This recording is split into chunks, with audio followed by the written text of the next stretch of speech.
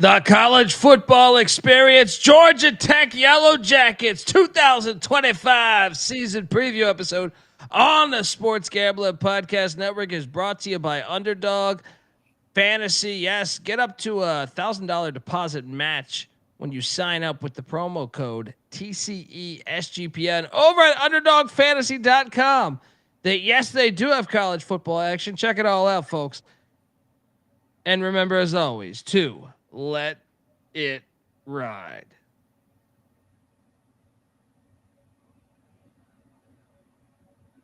Hey, this is John Sally, and you're listening to SGPN. Let it ride.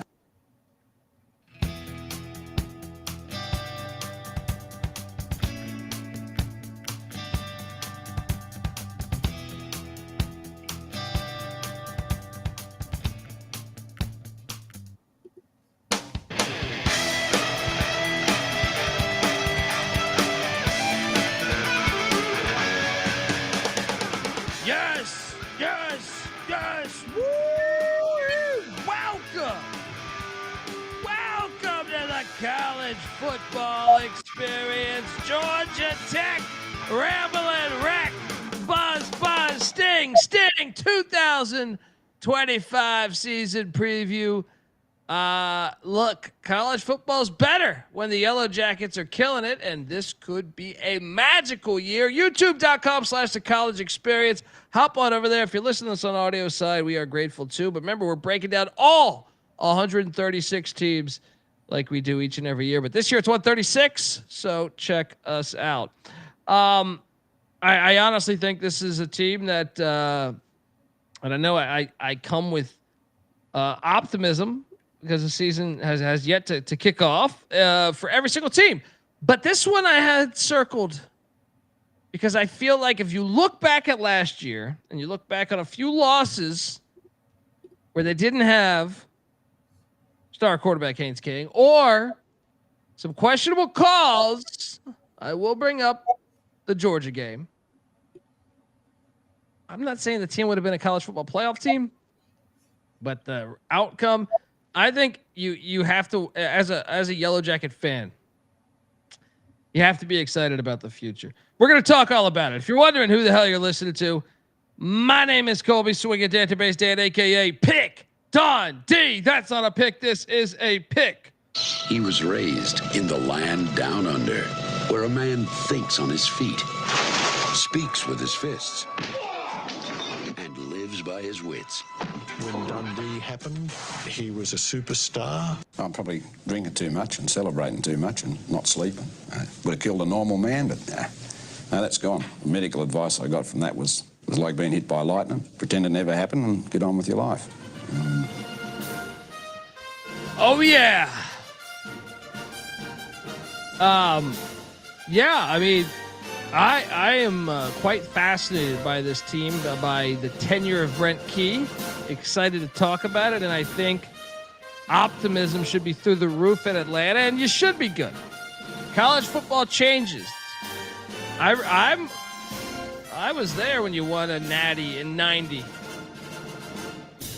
and I'm ready for the next one. All right, I am joined by my co-host. He is also the host of the College Basketball Experience. So every night of the season, check us out. We're always talking Yellow Jackets, Bobby Crimmins, David Stoudemire, all that stuff. But also, give it up for former staffer at Austin P with the Governors, South Carolina with the Gamecocks, and West Virginia with the Mountaineers, Ryan McIntyre, a.k.a. Monetline Mac. How are you, brother? What is up, man? Yes, I like the Yellow Jackets a lot this year, too. Can't wait to talk about it. Brent Key's doing a great job there. You can't tell the story of college football without Georgia Tech. That's a fact, by the way. I know people think Georgia, and Georgia's great in its own right, but I always loved that nugget. It was a shame when Kirby Smart won the first one, because I was like, people were hyping up Georgia, and I was like, man, Georgia Tech's won a national championship more recent than Georgia. But you're lucky, because in the playoff era, Paul Johnson would have fucked with all of your guys' teams. I can tell you that right now. Saban wanted no business with Paul Johnson's Georgia Tech teams. I will meet me at a bar. We will argue that all fucking night. All right. And I think I have pretty good examples with Army and Citadel just having the biggest rush yards per average during Saban's tenure at Alabama. I'm here for it. But anyway, this isn't a Paul Johnson episode. That'll be every other episode you listen to the college experience. But Georgia Tech, man, they're turning that corner. And they had to go to a former offensive lineman. That's always the way back to just, you went through some dark years. Just what do you got to do? Man, we got an alum. He's a former offensive lineman. Doesn't matter what it is. You just say, okay, yes. Yeah. That's the situation at Atlanta. They turned to Brent Key. Thankfully they listened because he was interim. And even myself, I was a skeptic with the interim tag. I must admit, I clearly wrong here. Brent Key, Mac. This is a guy I truly believe. 4-4 as the interim coach when they fired what's my guy's name? Jeff Collins, who mimicked the triple option in practice. But then 7-6 and 7-6, but that's a phony 7-6. They were better than 7-6 last year. You added the quarterback injuries, but regardless, I think along the line of scrimmage, you realize that this team, if you watch that Georgia game, ask Kirby Smart. I'm sure Kirby Smart, that was in Athens. Yeah. He was like, fuck me, man. Georgia had no business winning that game. I'm going to say that right there. Georgia Tech was a better team for 60 minutes or 70 minutes, whatever that thing went to, like double, triple overtime. But went to 8 overtime. Yeah. Whatever it was insane. But I felt like even my Georgia friends that are fans were like, man, we kind of stole that game. I think most Georgia fans will tell you that. Maybe not to Georgia Tech fans, but if you're saying, no, don't worry, I'm a Louisville fan. Oh shit, well, we played Georgia Tech, man. We got fortunate. Where are you at with Brent Key? Oh, he's doing an unbelievable job. Yeah, to your point, like they were up 14 with 5 minutes left at Georgia. 17 at the half. But Georgia Tech fans, we don't need to talk about that game. I mean, Key's got it headed in the right direction. 7-6, way better than that record last year. They had all those close losses as well. The main thing with Key is they have an identity in this program. It's hard-nosed, physical, tough football. And that's what he was as a player at Georgia Tech. So they got the hire right. That 4-4 the interim year. I mean, that was a dead team for him to go 4-4. That was a nice start. And then every year he's had a winning record in the ACC. And now they look to try and jump up from that 7-win mark to have a special season that could be double digits maybe and potentially get to an ACC championship. Yeah, I think there are people looking for who could be this year's Indiana. Yeah, I would circle Georgia Tech, and I would even say like they passed the eye test a little bit more than Indiana. I mean, I know Indiana blew some teams out, but I'm saying like against top-notch competition when the Yellow Jackets played them, they looked the part for the most part. Let's talk about the offense, but before we do that, I want to let you know you are listening to the College Football Experience, part of the Sports Gambling Podcast Network, and yeah. My name's Pick Dundee. This is Moneyline Mac. We preview every goddamn college football team in the FBS. You don't want to miss it. So subscribe to the College Football Experience. And remember, as always, folks, to let it ride. All right, let's jump into it. The offense last season under Buster Faulkner. Anyone named Buster, I'm a fan of. All right. That includes Busta Rhymes, who got his name. The rapper got his actor too, right? Naked Gun now. He got his name from the former Oklahoma Sooner quarterback, Busta Rhymes, in the 80s. Look, the offense, 55th in scoring offense, 54th in pass offense, 32nd in rush offense, 35th in total offense. That's not bad considering Haynes King missed multiple games. Yep. I think they would be much higher if they had Haynes King. So I'm very impressed with those numbers, and I think those are kind of lying to you too, Mac. Would you agree? I think so too. Haynes King missed 2 games last year, or I think it was 2. But yeah, and they return a ton of production. We're going to get into what they got coming back. So getting Haynes King back, getting this core back. I would imagine that I would think that they're going to take a jump because the schedule is way easier this year than it was last year. It was brutal last year. Oh, it was horrible. absolutely brutal, and it's been brutal the past couple of years. And I think you're right. Now the offense returns. I'm so stupid. I put Brent Key. Haynes King. Brent Key's coming back too. Yeah, he is coming back, and he's somewhat the quarterback of this team, right? Look, I am not always sober. So when I make these slides, they normally come at a time where I'm not always sober. Yeah, you live in Atlanta, you understand. Can't you get? I mean, Atlanta's a unique city. You can get like goddamn sushi at a strip club. All right, so it's like you know what I mean. All right, you can get sidetracked. All right. Haynes King is back at quarterback. Jamal Haynes is back at running back. He's awesome, by the way. Yeah. One of my favorite players in college. Both are one of my favorite players in college football. Malik Rutherford is back at wide receiver. Left guard Joe Facili is back, and right guard Keelan Rutledge is back. Now I know what you're saying. What about the tackles, the center? Okay, we got to figure that out. Well, they went to the portal. And they went to the portal. Well, there's Haynes King there. Like, see, I made the fucking slide. I might have called him Brent Key, but I made the slide. And look at that awesome car. Georgia Tech is just college football through and through. I know some people will call them nerds or whatever because it's a tech school, but like, you can't tell college football without Georgia Tech. Jamal Haynes, absolute beast. They went out in the portal and they brought in Malachi Hosley from Penn at running back, going to the Ivy League ranks. Maybe you guys are nerds. Then wide receiver Eric Rivers, who was at Georgia Tech, 2 years ago. So he's back. Not only is he back, he brings in Dean Patterson from the airport. Those are key gets to me because obviously they lost what's that guy Singleton there to Auburn. But I think getting Eric Rivers back and then he brings in we'll see how Patterson does. But they also brought in not LeBron, but Debron Gatling, no relation to Chris, Rakeem Smith. So Gatling comes in from South Carolina, Rakeem Smith from Bowling Green, and then another Haynes, get him the ball. Wait till we get our Haynes on you. Evan Haynes from North Carolina coming in. I can't take how many Haynes are on this team. But it's fantastic. But look, all those guys had wide receiver and running back there with Hosley being the running back. Offensive line, Malachi Carney coming in from South Alabama. He started a lot of games there.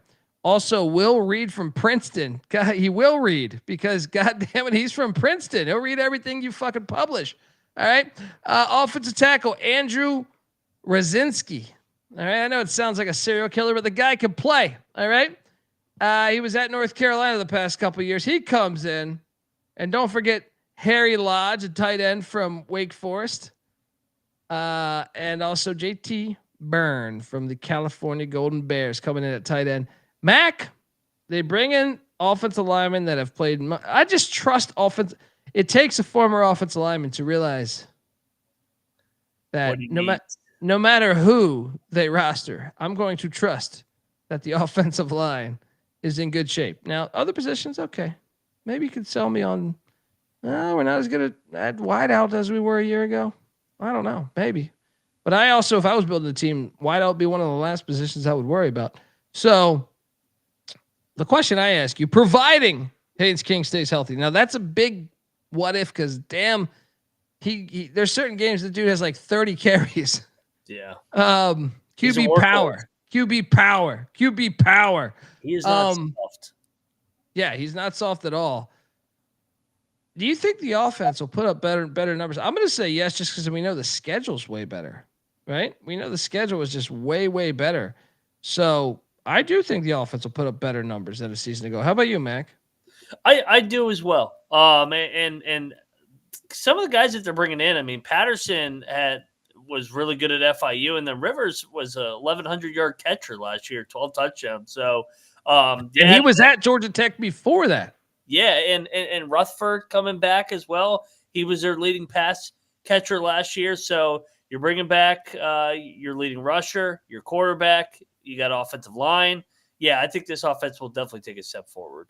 Yeah, Haynes King got to stay healthy though. For what I see, we got to keep him healthy, but still run him 1,000 times. Who cares, right? Let's go. Now the defensive side of the ball. Now I do have my questions here. Because Tyler Santucci was a Mike Elko guy. He came in and I thought he did a great job, and the numbers back it up if you look at from the previous year to this past year, improving that defense. But he's off to the Baltimore Ravens, if memory serves me correct. So we got new life. Blake Gideon, Star Wars character, right, is coming in to be the defensive coordinator. But before we get to the defense, I got to let you folks know that the Georgia Tech Yellow Jackets season preview is brought to you by Circa Resort and Casino, downtown Las Vegas. And they're giving away a ultimate fantasy football experience like no other for a 12-person league to draft in Las Vegas and be treated like VIPs for their entire stay. You're going to get a limo ride from the airport, a $5,000 food and beverage tab from Stadium Swim, where you can have your draft, a hotel stay for you and 11 of your league mates, all at the biggest sports book in the world, Circa. And I mean, it's free to enter too. All right. So what are you doing? Enter the ultimate fantasy football contest, sportsgamblingpodcast.com/Circa. That's CIRCA. And don't forget, folks, if you're ever going to the Circa in general, whether it's this contest or just if you're in Vegas or any of their resorts, I know they got one in Illinois, they got one in Reno, they're all over. You can always get 15% off any of the properties with the promo code SGP15. You're welcome. We're also brought to you by MyBookie.ag. MyBookie is your place to bet on every single sport, including the NBA Finals, Stanley Cup Finals, college football win totals, all there for you. MyBookie also accepts customers from a ton of different locations, even outside of the States. You can easily deposit, get lightning fast payouts using crypto. So what are you doing? Head on over to MyBookie.ag. Use our promo code TCESGPN for a 100% deposit match up to $1,000. Terms and conditions apply, of course. That's mybookie.ag. Promo code TCESGPN. All right. Got fucking flies flying in my face. All right. That's because all the shit that's going on in Atlanta when Tyler Santucci leaves for the Baltimore Ravens. Mac, if you're asking me to be concerned, it's because Blake Moff Gideon coming in at DC. Now he comes in from Texas, but at Texas, damn, you got every great player. Yeah, you just got unlimited money. Now I've heard good things about him. I've heard people rave about him. But one thing I loved about Tyler Santucci was the year prior at Duke, I thought he was incredible. So that if you're asking me to shoot holes in this season, I would say a little concerned on defense. Scoring defense a season ago was 72nd. That was actually a big improvement. 69th in pass defense, 30th in rush defense, 42nd in total defense. So if you're asking me to be a little bit concerned, it would be here because there's a chance those numbers all improved under Santucci. Now, could they go back to their previous numbers? Potentially. But Blake Gideon's a guy that people are saying is going to be the next head coach. But I have been a hardcore college football fan for more than 30 fucking years. So it wouldn't be the first time that someone said, well, you got to watch out. He'll be the next. This guy's got head coaching capabilities. And then you watch their season and they were terrible. Now, I'm not saying, Blake, that's going to be you, but I'm saying I have seen that. So I'm a little concerned there, Mac. How about you? Yeah, and he's a first-time coordinator. I mean, he was a safeties coach at Texas, special teams at Ole Miss. So, this is a new gig. This is a step up. And yeah, I mean, they need to take a step forward. We're talking about them potentially being an ACC title contender. The defense has got to be better than those numbers right there, in my opinion. Well, and part of the reason why not only do they lose Santucci, they lose Romello Height. Who left to Texas Tech. Texas Tech is buying everybody. But they do return these guys. Braden Manley at the defensive end spot. Linebacker Kyle Effort. Nickelback Kelvin Hill. And then both corners, Rodney Shelley and Amari Harvey. Strong safety Clayton Powell Lee as well. And I want to say this. That's encouraging, seeing that many guys back. But this is their third defense in 3 years. I like that much production returning, regardless if they're learning 5 defenses, whatever. It's good to have guys that have been on the field that long that understand college football. But I think if you're looking for the angle on how the season does not go like we see, I would say it would be on the defensive side of the ball or Haynes King getting injured, one of the two.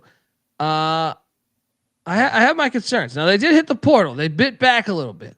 They brought in Akello Stone on the D-line from Ole Miss, Matthew Alexander on the D-line from UCF. Manley, who I talked about, actually is from Mercer. He started at Mercer, so I apologize for having him on the thing. AJ Hoffler from Clemson. Ronald Triplett from UTSA. Linebacker Melvin Jordan from Oregon State. Linebacker Cayman Spalding from Tennessee Tech. Also cornerbacks John Mitchell and Kelvin Hill. And safety Savion Riley from Colorado, who is actually their first opponent, so that's nice to have. Also safety Jaron Gilmore from Georgia State and Daquan White, a corner from Eastern Michigan, as well as punter Marshall Nichols from UNLV. Mac, will the defense be as good as last season? Because part of me is like, I actually had a hard time with this one. Yeah. The schedule's way nicer. But I also think there's more uncertainty. So part of me is like, okay, I think they might regress slightly on the defensive side of the ball. How about you? I'm torn as well because it's a new coordinator, but I do like some of the guys that they're bringing in. Mitchell from Penn State, he played meaningful snaps for them last year, and then some of the other guys on the defensive line. I mean, you could tell that they want to be more physical up front on the defensive side of the ball to mirror the offensive side of the ball. So yeah, I'm with you. I kind of think they're going to be around the same. Yeah, I mean, it's the only thing. If they would have got a second year under Santucci, I would be fucking all in. Yeah, all in. I still think I'm high on him, but I'm like, gosh, one more year with Santucci back, you bastard Baltimore Ravens. Well, we do a thing called State of the Program here, which I think is my favorite part of the episode. I think you said the same. Because we talk about the future of the program moving forward, but also part of the program, besides fan base and everything, which I think is directly connected to stadium. Mac, Bobby Dodd Stadium is, to me, it's college football. All right? It's college football. You can't tell the story. 112 years. Now, there's an ongoing argument, whether it's Wisconsin or whether it's Georgia Tech with the oldest FBS stadium. I don't care. Both are fantastic. I give this thing a 9 out of 10. And look, you give me another Molson, I might tell you it's 10 out of 10. I love this fucking stadium. But I'm going to say, there's sacred ones, and this is right there to me. This is one I defend heavily. To me, when I look at that Mercedes bullshit the Falcons play in, I go, what's going on? What the hell's going on? You got Bobby Dodd right down the damn road. I mean, you can't ask for a better football stadium in Atlanta than this thing right here. Look at it, by the way. That was Bobby Dodd Stadium. Look at that shit. All right? I mean, I love how you have the rambling wrecked cars there on the field. That's just a classic right there, right? But look at it now, buddy. I mean, they've done. Well, actually, no. There's another one, and this field has had so many legends. Whether it's a away team, whether it's Georgia Tech's own history, which is rich, might I add. Look at this fucking stadium, Mac. It's old school, baby. Well, that's what I'm saying. Look at and this is where they beat Cumberland 222-0, by the way. Which is, I don't care who the fuck you're talking to. All right, anyone wants to say, well, Jordan scored 63. I don't give a shit. Georgia Tech scored 222 points on Cumberland. All right, who is playing a D1 opponent this year, by the way. Unbelievable on this very field. 222 points scored. Now, look at this stadium. I mean, this is just look at that. And I don't know if you can see the skyline. The far left, they light up that building for Georgia Tech when there's playing a game. Obviously, dude, just the other day, someone shared that clip of them blocking the kick against Florida State and returning it for a touchdown.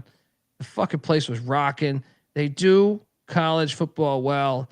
It is a perfect stadium to me. Now, I didn't give it a 10 of 10 because I can't give every team a 10. And there's only 7 or 8 10s, or I don't know, 9 or 10 10s out there. But this thing is close. This is a top 25 college football stadium, in my opinion. And I love the history. If you get a chance and you're in Atlanta, which they have the College Football Hall of Fame in Atlanta, so why not make a trip? It is just done well. It is done well. It is, to me, perfect. No one should fuck with it.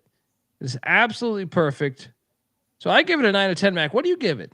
I was gonna give it a 9 as well, and 51,000. They've renovated it 3 times in the last 30 years, 85, 03, and then 2020. It's a classic. It's a classic. And what's great too is the original way back in the day is still there. You can still go and see it. Yeah. The original seats, they never destroyed that shit. It's underneath. So they kind of built on top of it. So you can still see it. It is a flawless college football stadium to me. And this is why Georgia Tech is awesome. That's why everyone should look. If you're a college football fan, go to a fucking game at Bobby Dodd. It's awesome. And look at this. And of course, always remember you should storm the field. That is college football and college sports in general. Storm the court, storm the field. But Mac, call me a sucker. And then you add in this shit like this. The car. I mean, I should have done my homework on what type of car that is. Either way, I see some vintage shit like that on the field when they come out on the field with this thing and a bunch of, the band, the cheerleaders. This college football. This ain't the NFL bullshit. All right. We're giving you personality, soul. All right. Come on. This thing is fire. Look at that thing. I'll drive that thing around Atlanta. Then, oh shit. What do we got? We got Bobby Dodd on the left and a guy named John Heisman on the fucking right. You want history? There's your history right there. You got honor in college football history. That is fantastic. That is college football. And that is why they deserve a damn 9. Look at that. I mean, come on. You got the band going. You got a goddamn Hornet. I love yellow jacket. Yeah. I love the whiteout. That's a great scene. It's a great stadium, man. They do it right. So state of the program.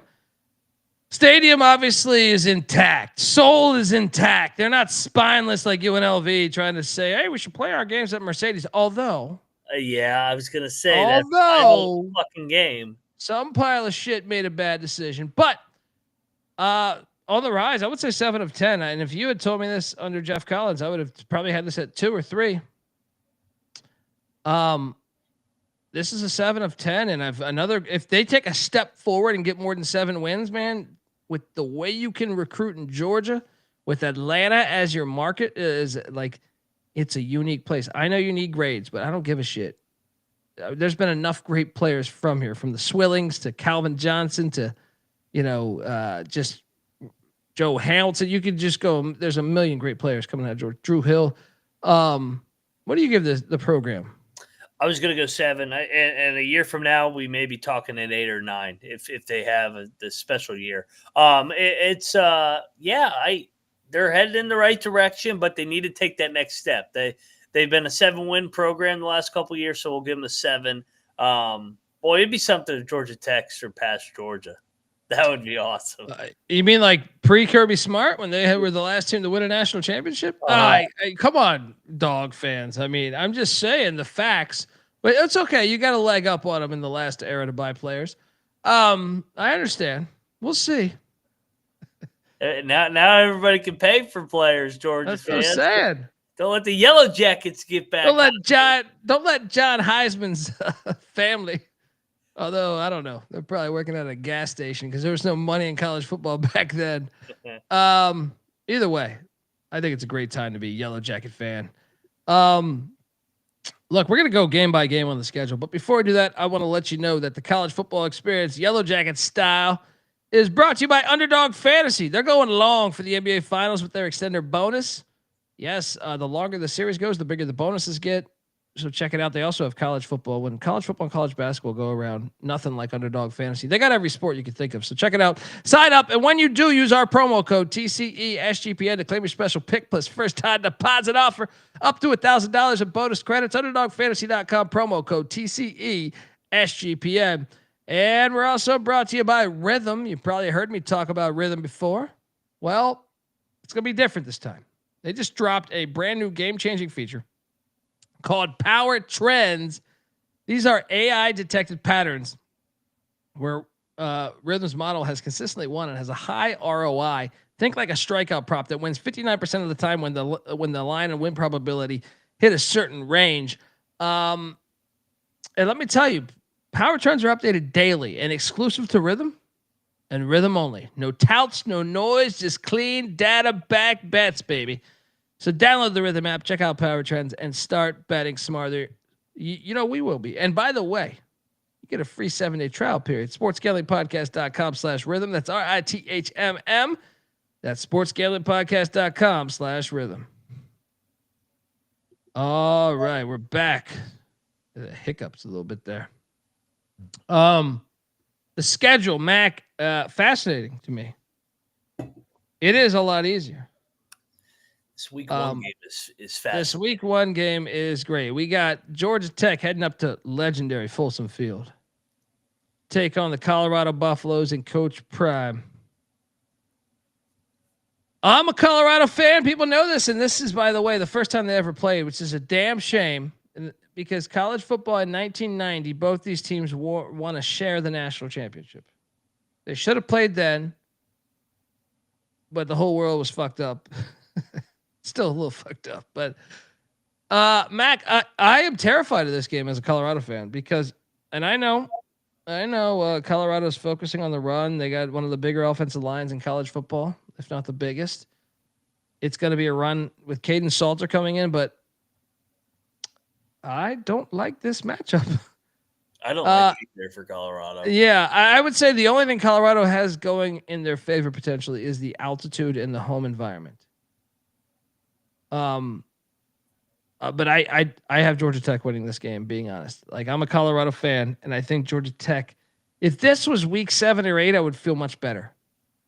Week 1, where Colorado's replacing so much production, I don't feel very good about that. With Georgia Tech being so in tune to their team, a lot of returning starters, I think there's a leg up. The only thing that could potentially help us is if you run Haynes King that many times, the altitude is a fucking factor. And there's no prepping for that altitude. But I have to take Georgia Tech. So I'm going to say Colorado's 0-1. Yeah, I like Georgia Tech in this game. I'll back the experience. Yes, it is. That place is going to be jumping, coming off the really good second year of Dion, Shador, Travis Hunter. But you got to replace those guys. Everybody, Will Shepard, Jimmy Horn. Literally, like almost all of their offensive. Now, I do think Colorado's going to be better than what people think, but I think it's a really tough matchup for Colorado week 1. Yeah, so I agree. I like Georgia Tech. And Georgia Tech's line 3.5. Feels like a bait to take Colorado. I think Georgia Tech's gonna fuck them. I think I'll take Georgia Tech too. Like I said, if there's just week 7 or 8, you could buy me into Colorado. I just think losing that much production, you can't practice reps like that. And Georgia Tech has a lot of their returning production back at the key spots. And I think that, and then the physicality of Georgia Tech's offensive line, I think, is an issue. I know Colorado's beefing up on the D-line and O-line, and I do believe they are getting better. I just don't think they're there yet for this game, for this particular game. So, so 1-0 Yellow Jackets. Then the Gardner-Webb Bulldogs come into Bobby Dodd Stadium. Series goes back to 2008. 2-0. Shout out to the running Bulldogs, though. Shout out to G-Webb. Yeah. Give me Georgia Tech. 2-0. And then the Clemson Tigers rivalry game. The series goes back to the 1800s. Fuck out of here. College football is the greatest. All right. Fucking NFL started like 40 years later. Your goddamn merger with the AFL was in the 60s. I like just randomly shitting on the NFL. That's what I try to do in the middle of these episodes. Make sure I bring numbers down a little bit. I got news for you, buddy. I think Clemson is a great story. Everyone's got them doing damage. Garrett Riley is the brother of Lincoln Riley. That's Clemson's offensive coordinator. And I'm a Lincoln Riley guy. He was at ECU for a little bit. However, one thing I do fear are teams that are built on the line of scrimmage. And Brent Key, I got Georgia Tech upsetting Clemson here. If Clemson's got to play LSU week 1, I don't know that this game is as big as they think it is. But to me, I think Georgia Tech does not play pussy ball. I think that's why they should have beat Georgia last year. And Clemson's gotten a little more finesse in recent years. I got the Yellow Jackets 3-0. How about you? Yeah, I think Georgia Tech's going to beat them for the first time since 2014. I like the matchup here for Georgia Tech, like the spot. And Clemson, it feels like, has dropped a game in September for the last couple of years since they've started regressing a little bit. So yeah, give me the Yellow Jackets. Let's go.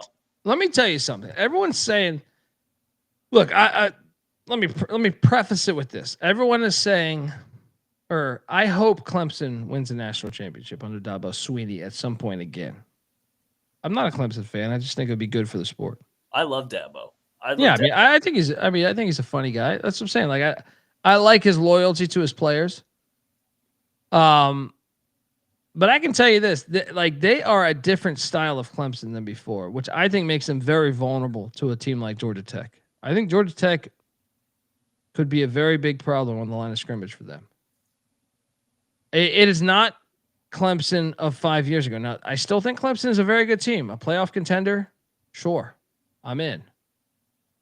But I don't see this as some pushover game. I think Georgia Tech is live. I think they're going to win this fucking game. I think the fact that Clemson plays LSU week 1 is even more of a reason why I like Georgia Tech to win this game. Yeah, sign me up. Yellow Jackets win this thing outright. And under Key, they have pulled multiple upsets. I mean, of course, the Cristobal game 2 years ago when he didn't take a fucking knee. But I mean, they beat Miami last year as well at home, and then they I know Florida State had a horrible year, but I mean they were top 10 when they played them for whatever that's worth. So I mean they should have beat Georgia on the road last year. So in the big games, Key's teams play well. Well, and I just look and I see people saying Clemson's D line's nasty. It's not like it was before though, because the backups all get paid elsewhere. Before they had Dexter Lawrence as a backup at one point, and you're like, that's insane. Yes, they have a good defensive line, but I would also say this, and I like the hire of Tom Allen, by the way, but this is still a team. If you look back at Clemson, okay, they needed to beat SMU to make the playoffs. And even that SMU game was crazy. They made a 60-yard field goal, right? And then they lose to South Carolina. They lose to Louisville. In Clemson, by the way. They barely get past Pitt. They struggle with Virginia Tech. They even struggle with Florida State some. I just don't know that they deserve to be on the pedestal that a lot of preseason publications are putting them on yet. I understand it's year 3 of Garrett Riley's offense. I understand the Tom Allen hire will make the defense a lot better. I do believe that, actually.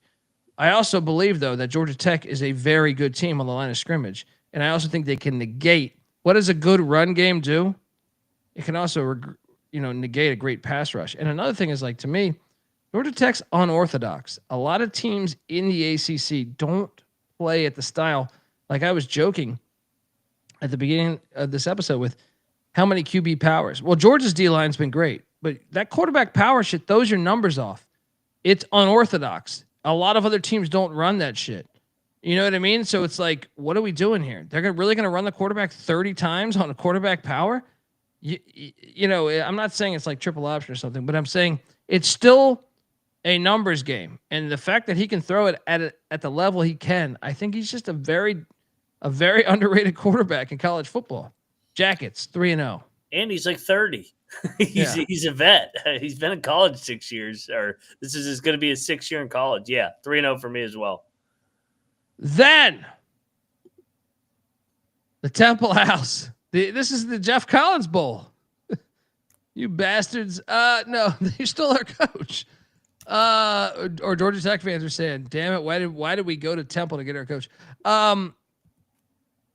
Casey Keeler, I will say this, man. If they beat Clemson,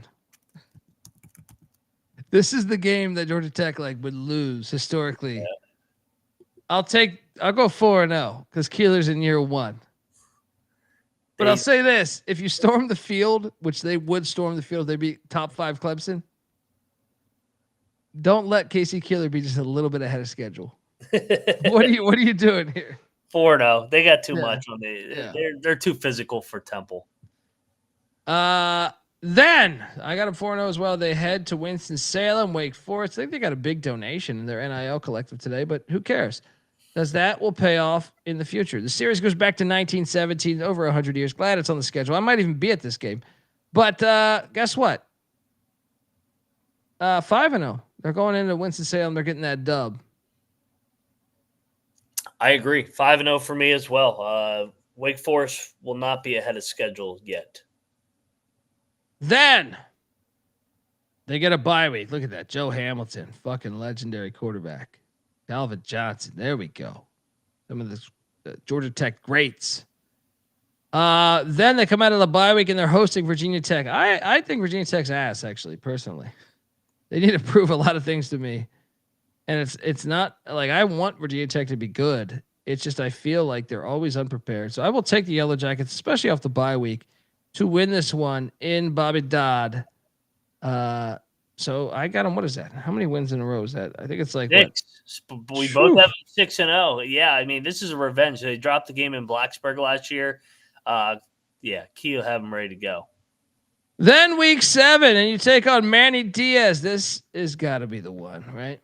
Yeah, if they're 6-0, they're they might be like top 10 at this point. This is. I mean, it's got to be the one. I couldn't help. Or I'll bring this up in a second, but Duke brings in the Tulane kid at quarterback from San Luis Obispo. I'm drawing a blank on his name right now. It's not Kai Horton. It's the fuck is my guy's name? He's from San Luis Obispo, in California. Was a freshman at Tulane last year. Killed it. Mensa. Yeah, Nathan Mensa. He's really good. Georgia Tech's gonna have a target on their back if they play this game. So I will take Duke to win this game. So yes, give me a first loss right here on October 18th. And I just look, Duke has a bye week to get ready for him too. Even better. Yeah, Diaz. You prepare for that QB power shit. Diaz defensive guy. All over this. 6-1. I'm with you. I think they take their first loss. I mean, come on. You can't win them all. Then they come back home to Bobby Dodd, where they take on Fran Brown and the Syracuse Orangemen. Look, Syracuse had a lot of moving pieces. I do like Fran Brown and what he's doing there, but I think Georgia Tech wins this one. I think they get back on the winning side of things, Mac, and they get this one. What are you doing here? Yeah, I got them going 7-1 here. Getting Syracuse coming down to the ATL. 7-1. We both have them at 7. What could go wrong? Then they head. I tried to press the button, didn't work. Then they head to Raleigh, North Carolina, to the Pussy Pack, Carter Finley Stadium. Mac, I couldn't help but notice that they play at Wake Forest, at Duke, and at NC State. So their road trips, other than Colorado and Boston College, are all to familiar places. This is dangerous. Yeah. This is a weeknight game too, I believe, right? Isn't this a Friday night? No, it's a Saturday. Saturday? I don't like to give the Pussy Pack wins ever. But I'm going to give them a win right here. Carter Finley, look, I talk a lot of shit about NC State because I'm an ECU guy, but I will give their fans credit. They make that shit. I've been to games there. I was there. They upset number 1 Florida State one year. They are capable of that because of their environment that they build. They may be pussies. They may never win anything. All right, but I think they get this one. Give me a win. What are you doing here? I got the Pack winning too. That's a hard place to win at. And Georgia Tech, man, I know the schedule's hard. They struggled on the road last year. That was all their losses. Yeah. Then they get their second bye week, which is good after a loss, if that happens. And then they head to sleepy Chestnut Hill In November. They're going to lose this game. BC's going to get him. Warm weather team going to BC middle of November. And Bill O'Brien, Coach Brent Key. Yeah. That's tricky. That is tricky. But I'm going to take my Jackets to get it done. Do I feel good about it? No, I do not. I would actually say if you like this between this and the Clemson game, you'll probably get a third loss in there. But no, give me these Yellow Jackets. All right. I'm going Bill O'Brien. I think they're going to be pretty good this year. And they're good at home, man. That's a tough place to win at. Yep. I look, I could totally see it. I think it's a game. Then they come home to take on Pat Narduzzi. But will Pat Narduzzi be the head coach at Pitt on November 22nd? Give me Georgia Tech win. Yeah, Pitt's going 0-12. So, yeah, give me Georgia Tech. Let's go. And then the season ends with this horrible, horrible, horrible shit. Now, this is, look, I would never normally come at this classic rivalry that goes back to the 1800s, clean old-fashioned hate. They fucked this up so bad. Oh, my God. This might be the thing that bothers me most about college football this season. Georgia is at Georgia Tech, but Georgia Tech said, no, we don't need Bobby Dodd. We'll play it at Mercedes Benz, that bullshit shopping mall where the Falcons play at. And guess what? Because of that, there's going to be a shit ton of Georgia fans, and you burned your fucking home field advantage in a year where you could make the college football playoffs. Oh my God. I just want to, and I guess you could still make it if you win the ACC Championship, but this is one of the dumbest things. And I know you got a bag of cash. I did a deep dive on this game and why you did it. But are you trying to to me, if you're trying to be a serious program, you have to play this at Bobby Dodd. Yeah. Notice how Georgia's not doing that? Georgia's doing it for the away game. Sure, we'd love to. Guess what? We could pack another 10,000 fans into that bitch. What are you doing? They're going to lose because it's in the dome. They are. They were going to beat them. They could beat them at Bobby Dodd. I agree. I think at Bobby Dodd, they win the game. This is a loss, right? And someone should be fired for this. Yeah. Someone should be fired for this. You want extra money? Fucking, I don't know, open another strip club, right? What are you doing? So I got them 9-3. You got them 8-4? 8-4, yeah. I think yours could definitely happen, especially because the way they run Haynes King, he's almost sometimes you don't even have to miss the game, but you look, and I believe in running the quarterback, but they throw more for a running quarterback than I probably would like at times. So it makes it tricky because sometimes you need to pass the ball. And when you run that often, it makes it very tricky to be able to be precise every throw because sometimes you just get your shoulder, it's a little numb. Oh, I need to throw the ball here. Makes it a little tricky. So I got them 9-3. I do think 8-4 is more likely than 10-2 for the record. The road games are hard, man. I mean, they got to go to Boulder. They got to get Duke. Duke isn't bad. NC State's not bad. Boston College isn't bad. And then they turned the Georgia game into a road game. The win total's at 7.5, though. I feel pretty good about the over. Yeah, me too. Look, if you want me to build a case on the under, Colorado. It's probably that Colorado game, right? Or Clemson, right? If they lose Clemson, if it's Clemson, Duke, NC State, BC, Georgia. But the Colorado game is pretty fucking huge. But I'm on the over, and I feel pretty good about it. Another way though that the under or your over gets cooked is if Haynes King gets injured, which has happened multiple years. Yeah, that is the concerning thing with locking the over. I'm just gonna take the over, Mac. I'm not gonna lock it. How about you? I'm just gonna take it. Are you gonna take their ACC future? That is exactly what I was about to mention. So they're plus 1,200 to win the ACC. If they beat Clemson week 3, which I think is a good time to catch Clemson, they've struggled in early September, and they played LSU just 2 weeks prior. It's in Bobby Dodd, unlike the Georgia game. So you would have the tiebreaker on them if you win that game. I like them to win that game. And that means then that puts them in a very good spot, even if they lose the Georgia game. That's what's hilarious of all this, Mac. The Georgia game might not even matter as far as their fucking chances to make the playoffs or the Colorado game. So I do think I will place a future plus 1,200 to win the ACC championship. Because what if they're not even playing Clemson? What if they're playing SMU? What if they're playing, I don't know, Miami, so some other school, Louisville with Brom. Then I kind of like their chances. I mean, shit, they've had Miami's number lately. Not just that fumble game. I'm saying, like, go look at the past 10 years of the Miami game. So I am gonna place a wager plus 1,200 to win the ACC. They're plus 500 to make the CFP. I don't know why you would take that. So yeah, you in on this, Mac? I worry about the road schedule, but say that they go 2-1 in those, or they just drop 2 of those. Can they get there? Yeah, I think they would have a tiebreaker over Clemson. So yeah, I'll sprinkle 12-1, even though I have them with 3 losses in the ACC. Yeah.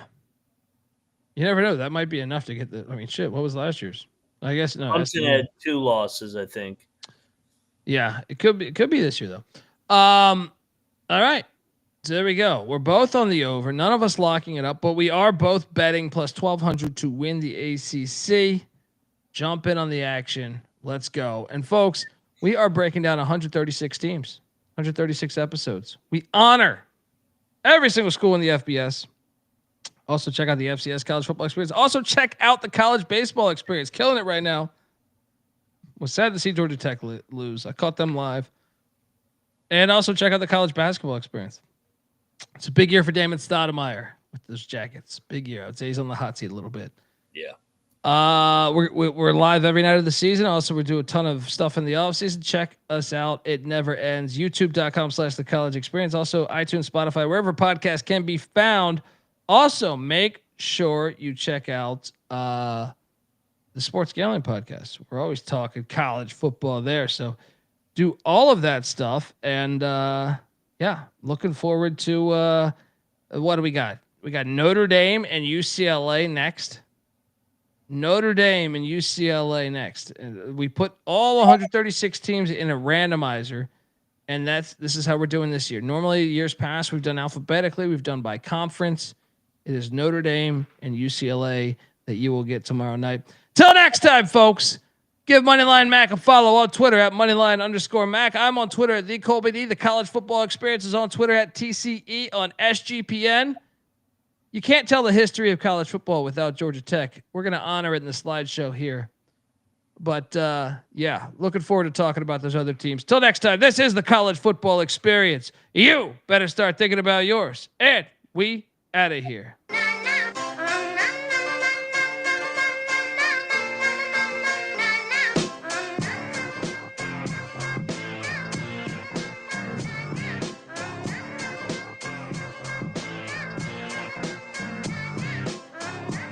It's got me thinking about the good shit the minute that I seen your grill again. It made me good trip, good dog the mind back like dog will wind that. Man, I didn't get mad when you near me hit me can back, but the comings on was strong. Now my shit's coming along, you know the song. The truth is I'm pretty much on fire again. It's heating up for real, I'm alive again.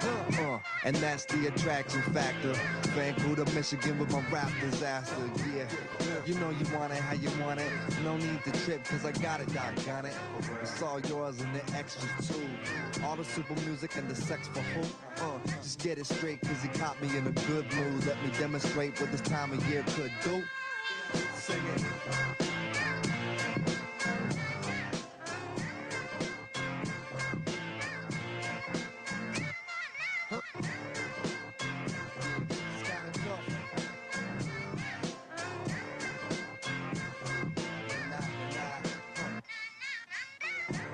Last time you got the hot shit that I made, I was not the hot shit. Why?